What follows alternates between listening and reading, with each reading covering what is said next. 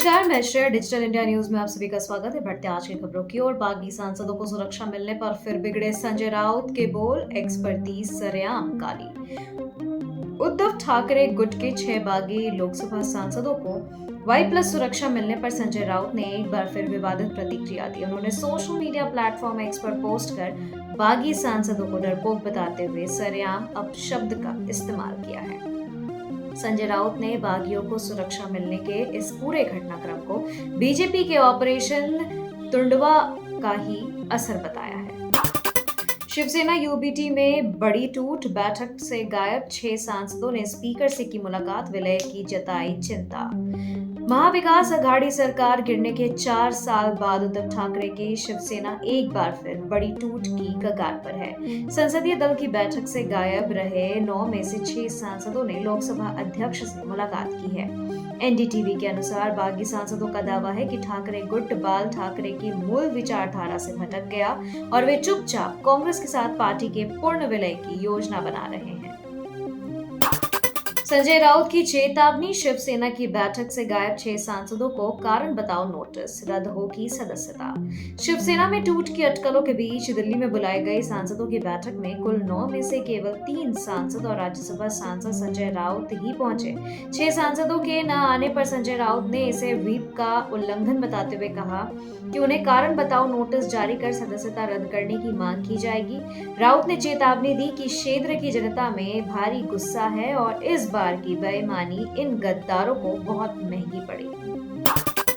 संजय राउत का बड़ा दावा, बागी सांसदों को मिले 10-10 करोड़ अतिरिक्त, राजस्थान के सुरक्षित ठिकाने पर भेजा।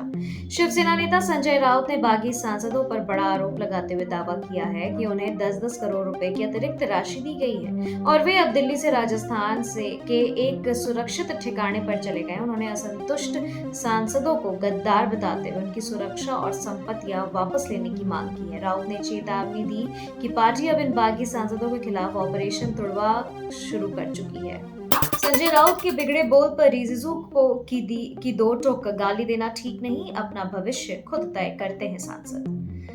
शिवसेना में फूट की अटकलों और संजय राउत के आपत्तिजनक बयान पर केंद्रीय मंत्री किरेन रिजिजू ने सख्त प्रतिक्रिया दी है। रिजिजू ने कहा कि किसी को गाली देना बिल्कुल ठीक नहीं है। शिवसेना के सांसद क्या कर रहे हैं यह उनका अंदरूनी मामला है और हर सांसद अपना भविष्य खुद तय करता है। उन्होंने स्पष्ट किया कि संसद में सरकार सिर्फ अहम बिलों पर ही सभी राजनीतिक दलों के सांसदों से सहयोग मांगती है।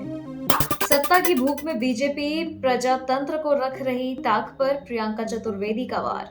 शिवसेना सांसद प्रियंका चतुर्वेदी ने बीजेपी पर तीखा हमला करते हुए कहा कि उनमें सत्ता की इतनी भूख है कि वे संविधान को खराब कर रहे हैं और एजेंसियों को अपनी मुट्ठी में रख कर रखा है। उन्होंने आरोप लगाया कि बीजेपी डर का माहौल बनाकर प्रजातंत्र के उसूलों को ताक पर रख रही है। नीट पेपर लीक पर केंद्र का हाई कोर्ट में हलफनामा, धोखाधड़ी और पेपर फैलाने में हुआ टेलीग्राम का गलत इस्तेमाल। केंद्र सरकार ने नीट यूजी पेपर लीक मामले में दिल्ली हाई कोर्ट में हलफनामा दाखिल किया है। इलेक्ट्रॉनिक्स और सूचना प्रौद्योगिकी मंत्रालय को टेलीग्राम के दुरुपयोग से जुड़ी कई शिकायतें मिली थी। हलफनामे के मुताबिक एनटीए ने ऐसे कई टेलीग्राम चैनलों, ग्रुप्स और बोट्स की पहचान की है जो लीक हुए प्रश्न पत्रों को सोशल मीडिया पर वायरल करने और परीक्षा से जुड़ी अन्य धोखाधड़ी वाली गतिविधियों में सीधे तौर पर शामिल कर रहे थे। कोर्ट में राहुल गांधी के छात्र संवाद पर भड़की बीजेपी, बताया नीट पर नौटंकी। लोकसभा में नेता विपक्ष राहुल गांधी ने कोटा में छात्रों की गूंज कार्यक्रम के तहत संवाद कर शिक्षा व्यवस्था पर सवाल उठाए। इस पर बीजेपी ने तीखा पलटवार किया है। बीजेपी नेता अरुण चतुर्वेदी ने इसे छात्रों के भविष्य के साथ खिलवाड़ और नीट पर नौटंकी करार दिया। राम मंदिर में 200 करोड़ की चोरी का दावा, एसआईटी जांच में मची सियासी हलचल। अयोध्या राम मंदिर में चढ़ावे की चोरी का मामला गर्मा गया है। एक वीडियो के हवाले से दावा किया जा रहा है कि मंदिर परिसर से 200 करोड़ रुपए से अधिक की चोरी हुई है। अखिलेश यादव की मांग के बाद इस मामले की एसआईटी जांच शुरू हो चुकी है। सीसीटीवी फुटेज डिलीट होने और कर्मचारियों से भारी रकम बरामद होने से सबूत मिलने के बाद विपक्ष ने सरकार और ट्रस्ट को घेर दिया है। बिहार सरकार कराएगी सिंधु दर्शन, कैबिनेट की मंजूरी, यात्रियों को मिलेगी 20,000 तक की सब्सिडी। मुख्यमंत्री सम्राट चौधरी की अध्यक्षता में हुई कैबिनेट बैठक में बिहार के मूल निवासियों के लिए सिंधु दर्शन योजना को मंजूरी दी गई है। इसके तहत 18 वर्ष से अधिक उम्र के अधिकतम 100 लोग हर साल यात्रा कर सकेंगे। यात्रा पूरी होने पर सरकार खर्च का 50% या अधिकतम 20,000 रुपए अनुदान देगी। खबरों के सिलसिलों में फिलहाल इतना ही। बने रहे डिजिटल इंडिया न्यूज के साथ। नमस्कार।